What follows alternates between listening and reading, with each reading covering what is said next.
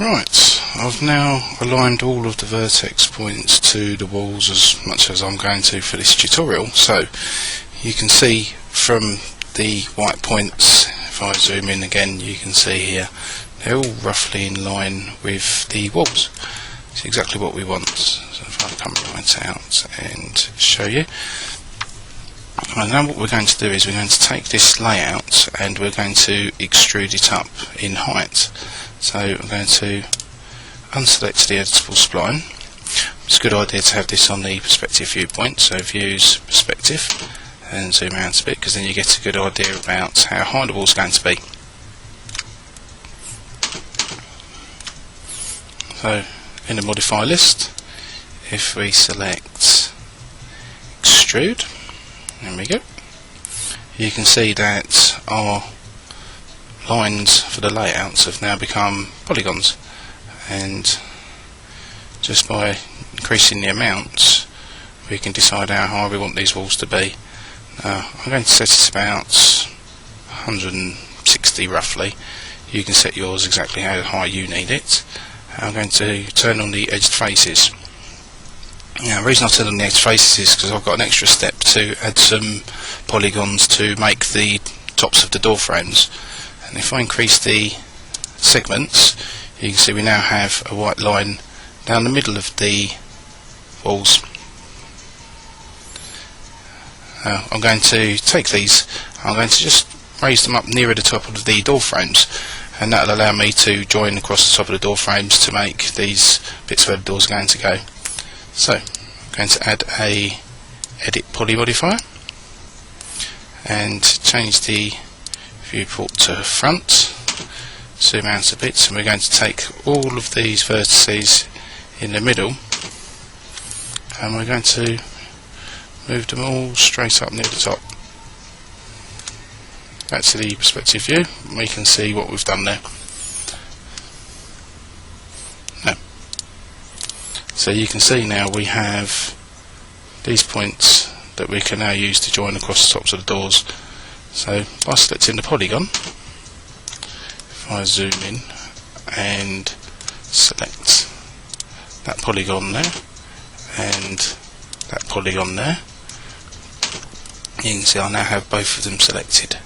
And what we're going to do is we're going to join this polygon here to that polygon there. We'll use Max's bridge tool. So if I click on the bridge settings, you can see it's automatically created it using the default settings, which is use polygon selection, one segment, no taper, no bias, and smooth 45%. All of that's done.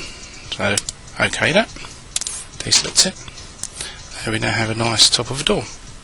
You can do multiple door tops at once. A nice shell now. I'm just going to holding down Control, clicking on all of the door tops.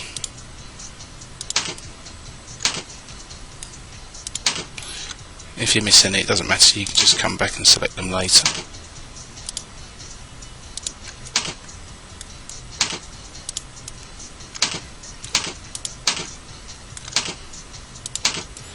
Right, I think that's pretty much the last one there. And click on the bridge button, and there you go. We now have tops for all our doors. So one quick scan around, make sure I've not missed any. Nope. Lovely. Right, so deselect polygon. You can see now that we're almost there. The thing that's missing, unless it's underground, is windows. So if you're going to want windows in your scene, you're going to need to do it. There's a number of ways you can do it. I'm going to do it quickly. I'm going to use the Boolean. The problem with using the Boolean is it can create long polygons, and especially for games, anything like that, you might find this can be an issue. And in that case, you'd probably want to have increased the amount of vertices that you have in a line along long walls, such as this one here. But for this quick tutorial, we won't worry about long polygons for now. We'll just have a go at popping the windows in. So in the Create panel, under Geometry, we're going to create a box. Now I want to build it on this wall, so I'm going to use the Auto Grid, and I'm going to build it directly on this wall. I'm going to have two windows on this wall. and I'm going to click and start there, and you can see the auto grid in action, making the box directly on the wall. I'm going to have that sticking out quite a large amount, and I'm going to move this box to there. Now I'm going to make all of the boxes where I want the walls to be, so I'm going to create another one by cloning, and this will be a copy. And to clone, I held down the shift key and just moved the box.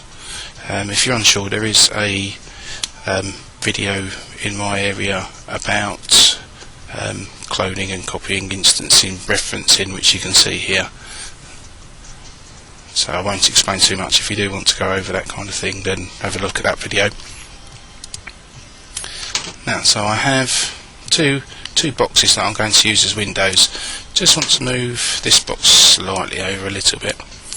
Now, I'm going to create a boolean.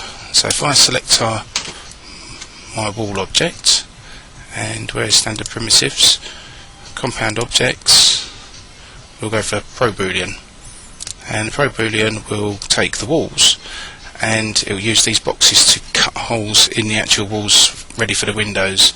And we use this by clicking on the start picking button and just clicking on the boxes. There you go, 2 windows all ready. Click on the start picking option again, because I don't want to continue picking until I've made some more boxes. So back to standard primitives, let's create some long and thin windows here. So just making sure it's intersecting right through the wall. I think we'll have a row of windows there. That one's come out a little bit close, so control click on all of them and just drag it over so they're more in the middle of the wall. There we go.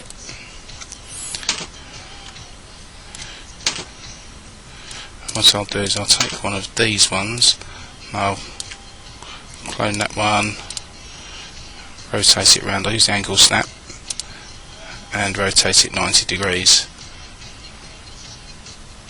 There we go. Let's pop this through this wall here and we'll just have 3 on this wall. Quite a lot of windows in this one. And what we'll do is we'll take all of these ones and we'll clone them along to this wall as well. Now, I'm going to put this box, clone it right over to here, but I'm going to make this one a bit wider.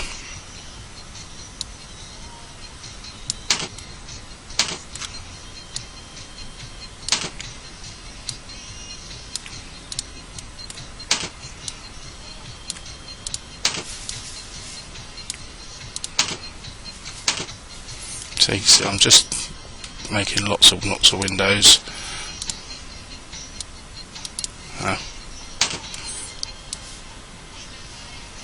We're looking for a 90 degree rotation there. Almost done.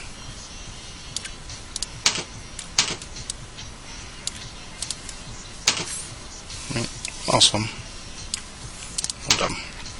So we now have quite a few windows ready for this.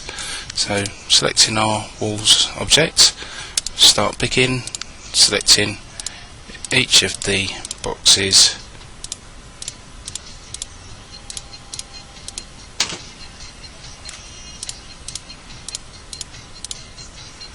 and we're done. We now have nice areas ready for our windows to be put in. That didn't take too long. So that's how you'd actually extrude your floor plan.